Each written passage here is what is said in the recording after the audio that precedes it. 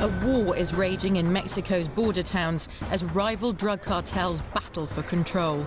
In the scene of horror. The Mexican government has declared its own war on the drug barons, but seems powerless to stem the tide of bloodshed.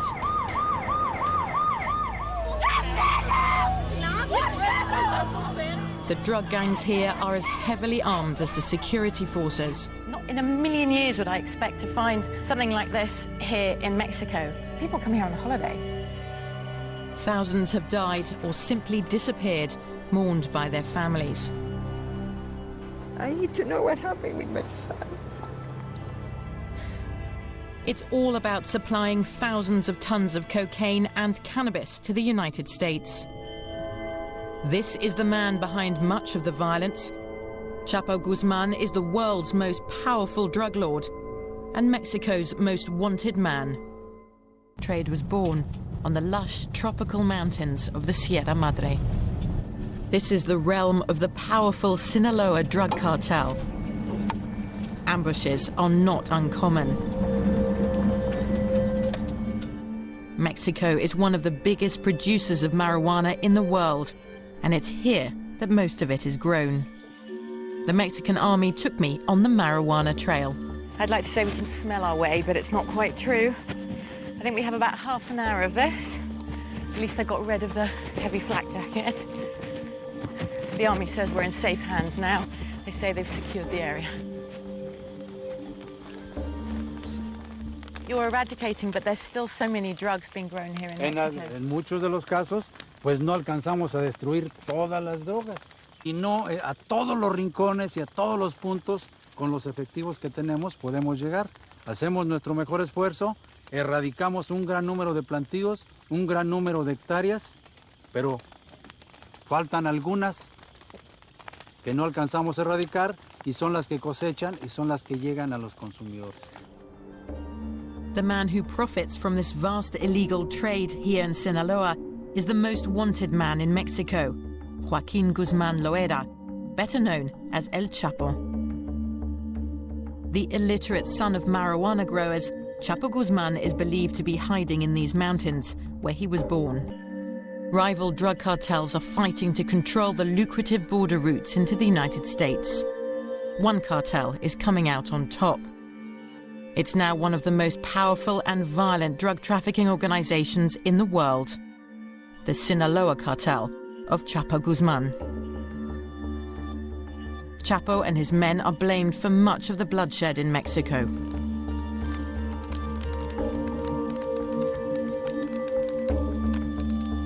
To get rid of the drug trade in Mexico, you need to get rid of the bosses, right? And you've got the big boss, Chapo Guzman, who comes from here. Yo le digo lo que yo considero, ¿sí? Y el avance que tenemos constantemente y el trabajo que hacemos con constancia, esfuerzo y determinación.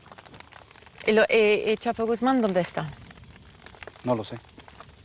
¿Usted tuvo la experiencia de estar cerca de él o con llamadas que nunca, puede estar en... Nunca, no. Y no sabemos exactamente dónde se encuentra. Do you think he is here? No lo sé. Do you think you'll find him? You really find him? ¿Lo encontrará? Estimo que sí. Sí. Bueno, mucho gusto. Gracias, Mucho general. gusto. This is a deeply religious country, but it's also a society gripped by fear. Executions and kidnaps are daily events in Mexico's border towns, where every parish is mourning its dead. Most crimes go unpunished, and those affected are often too scared to even talk. Los pecados, espero la resurrección de los muertos y la vida del mundo futuro. Amén.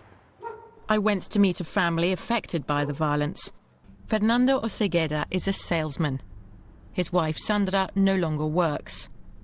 They have 3 children. The firstborn is called Fernando, like his father. This is the last picture we have. Christmas Eve. Age 23, Fernando was about to graduate as an engineer. There was no hint of the trouble to come. But on the 10th of February 2007, everything changed. As 5 men in police uniform barged into the house, 10 more stood guard by their cars. The neighbors retreated indoors. That day was my daughter in her room, and one of my sons, Fernando, was in his room. They go to the rooms, say, wake up, stand up. Say, but why you take him? They never told me anything. The men pushed us, my daughter and me, and they took him, put in the car, and gone.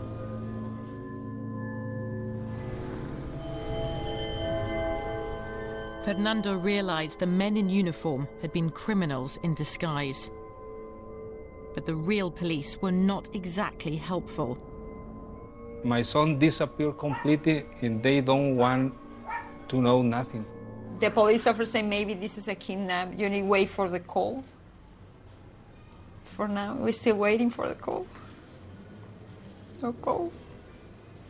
Nobody calls.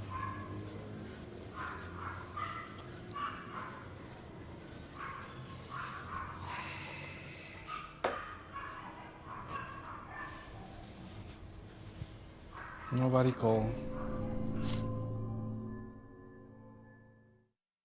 2 years after Fernando's son was abducted, a high-profile arrest appeared to be a breakthrough in the case.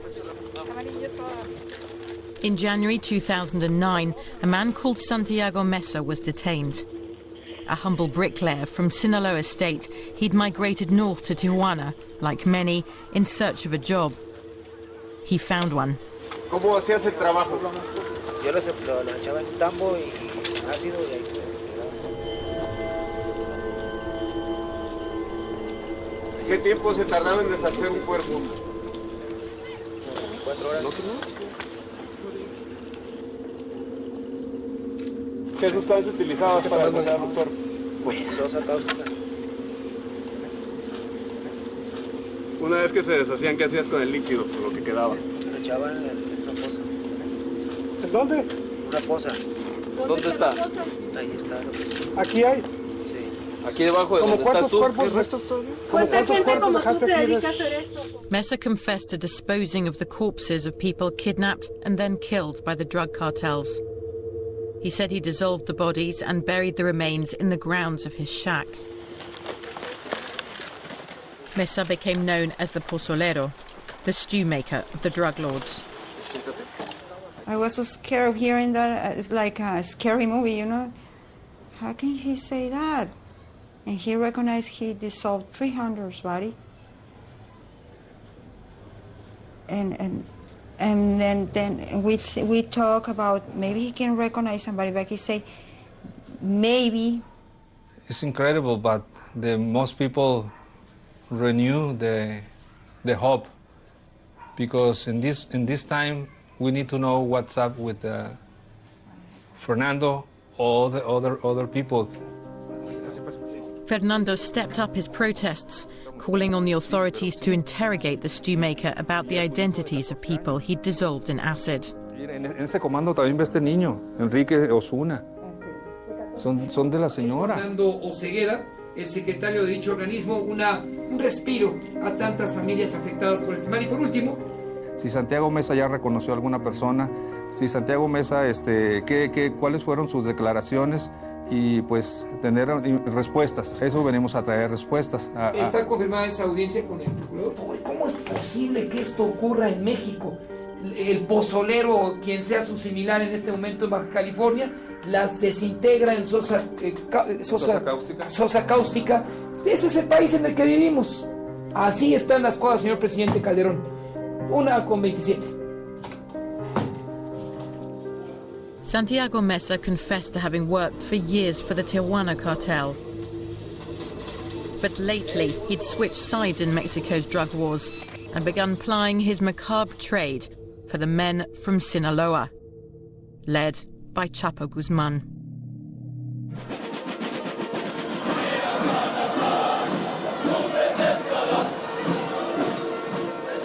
It's Independence Day, and Mexico's President Felipe Calderón is reviewing his troops. Since taking office in 2006, Calderón has declared war on the drug cartels and deployed 50,000 soldiers and federal police in the country's drug hotspots. This attempt to restore the rule of law by armed force has seen an upsurge in violence. But the government defends its policy. No hay precedente histórico. No hay. En México no existe. There is no historical precedent for the effort being made in Mexico today. What we have done in number of arrests, the seizure of money and drugs, the drug bosses we have captured, has no precedent in the world. Not everyone agrees. They're talking about thousands of captures, but only 2% of those captures wind up with a final ruling establishing a guilty verdict.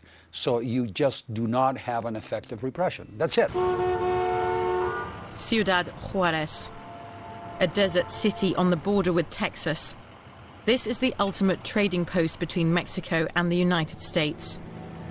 2,500 people were executed in Ciudad Juárez last year. Today, this is the most murderous city on earth.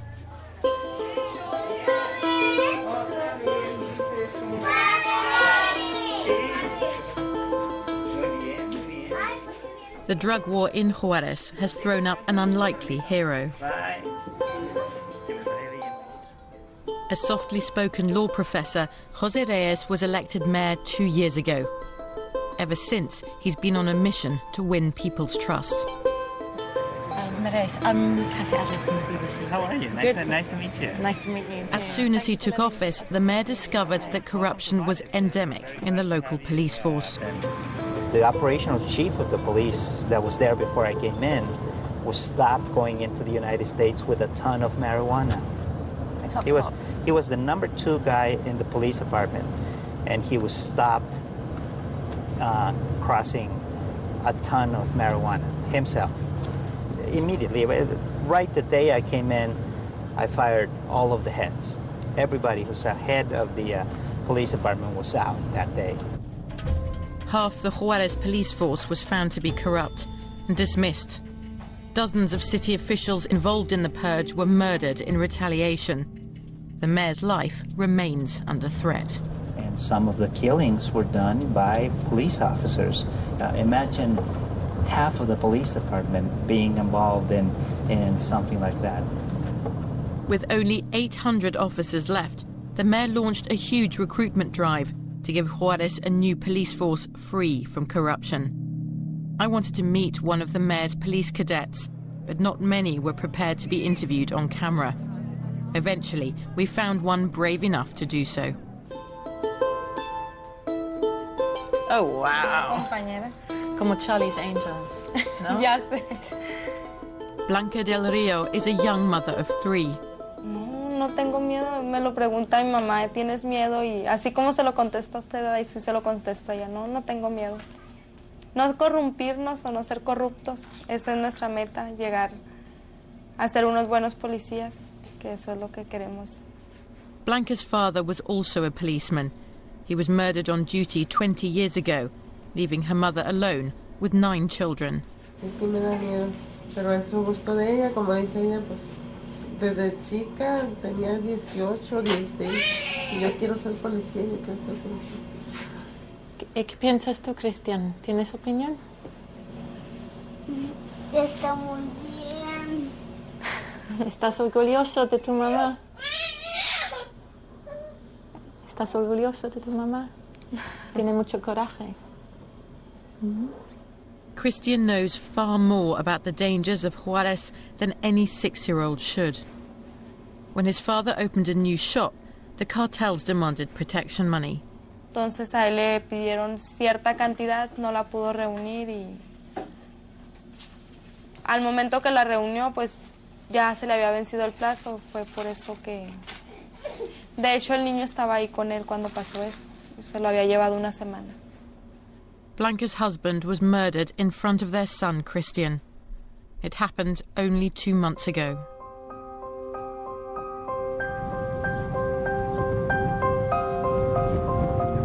While Blanca and the other new police cadets complete their training, the streets of Juárez are patrolled by federal forces, sent in by President Calderón. I joined them for an afternoon patrol.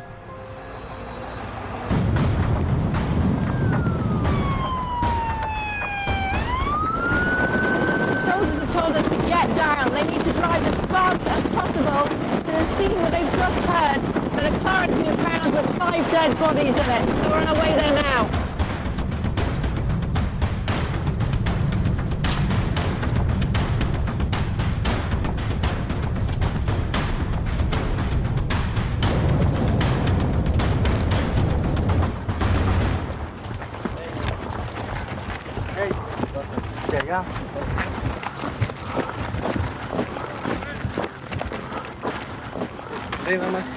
There's police and soldiers all around the car, bullet holes all through the windscreen and blood spattered all over the windscreen. The music is still playing in the car. In this scene of horror, absolute horror. What just makes this whole scene so surreal is, you know, you've got this horror scene, and just over there, so close by, that's the United States over that fence. You've got US custom officials looking on at the mess that Mexico's in.